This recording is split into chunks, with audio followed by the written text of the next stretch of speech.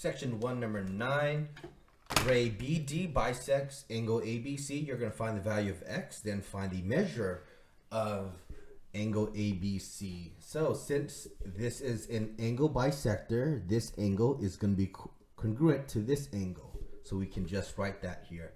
Angle ABD is going to be congruent to angle DBC.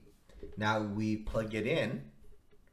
If we plug in the values, we can see how we can get an equation to solve for x. So it is x plus 15 for angle ABD, and then we have 4x minus 45 for angle DBC.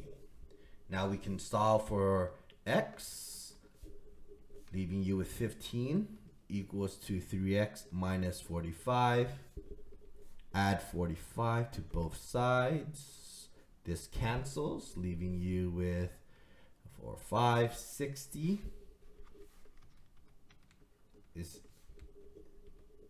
60 equals to 3x.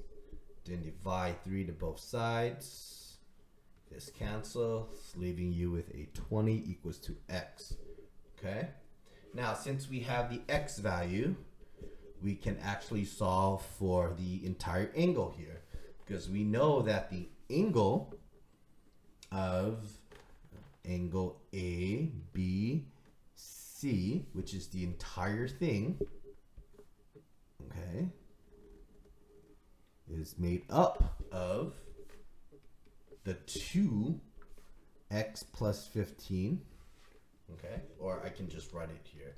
It is made up of angle ABD plus angle DBC. Okay, so that is the equation before I plug values in. Angle ABD is x plus 15. Then we have angle DBC, which is 4x minus 45. We can combine some like terms. This becomes 5x plus, minus 30, because that is plus 15 minus 45. Now we can plug in our value of x that we solved for, which is 20 in this case. 5 times 20 minus 30. 5 times 20 minus 30, giving you a value of 70. So we see angle ABC, it is going to be 70 degrees here.